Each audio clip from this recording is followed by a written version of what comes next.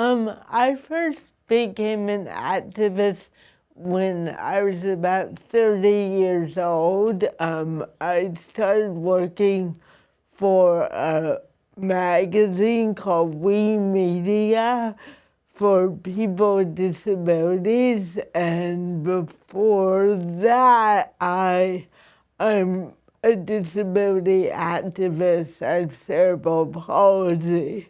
And before I was 30, I never really interacted with that many disabled people or heard about disability justice.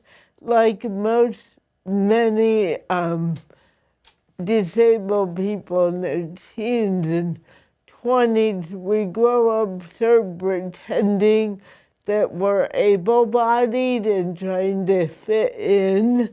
So when I was 30, that was a really big turning point for me.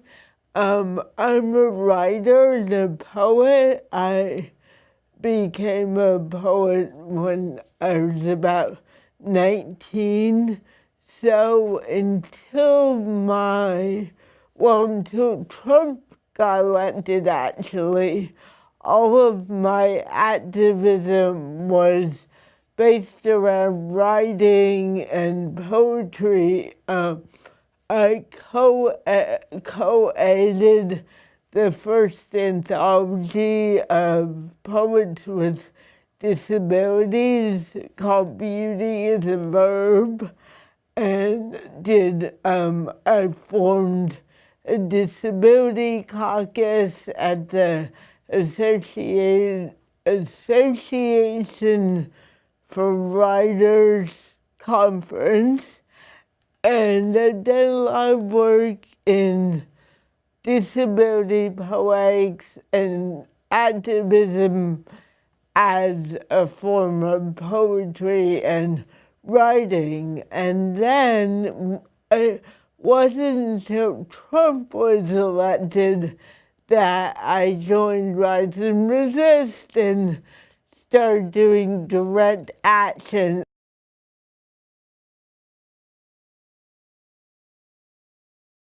I was actually really resistant to going. I ended up coming and meeting with the healthcare group, and they were very welcoming of me as a person with a disability.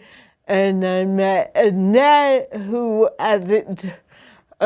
she has a family member who also has cerebral palsy. So Annette became sort of a mentor to me. She really opened the door for me to feel welcome. And she actually helped me plan my first action, which was a protest against Betsy DuBois's nomination. I put together a protest in Grand Central Station with Annette's help, and I met Eric McGregor, the photographer, and I'd never put a protest together before, and in a very short amount of time I was able to do this, and about 50 people showed up.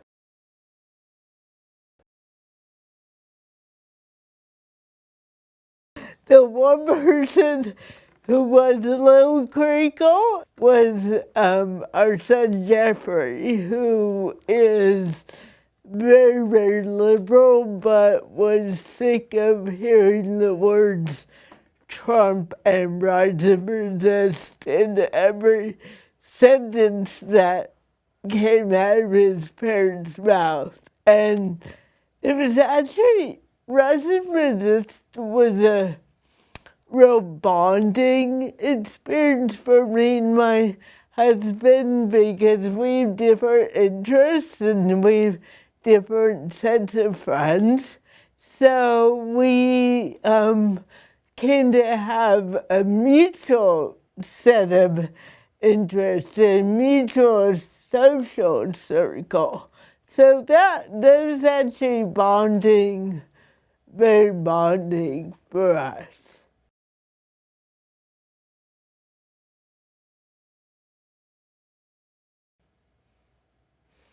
Well, speaking of before Rise and Resist, my greatest success was publishing this anthology, Beauty is a Verb, because it's his 6th or 7th printing and it's used as a textbook, so that's gotten some widespread press. I think the Betsy Du Bois rally was very successful. Almost all the rallies I participated in have felt successful. And I think it's successful on a number of levels, being vocal and building community.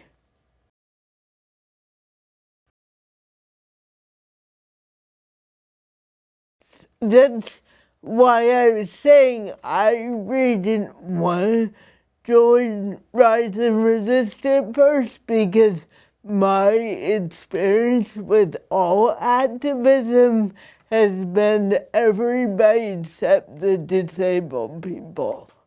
Verbally,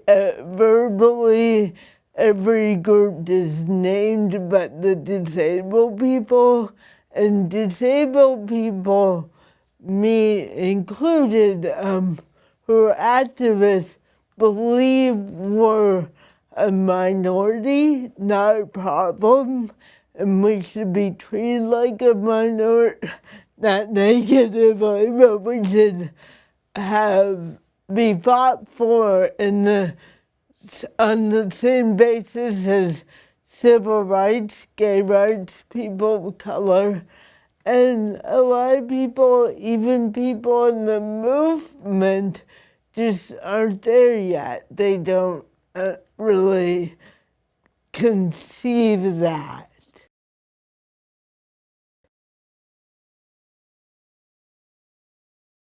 Yes, I definitely have.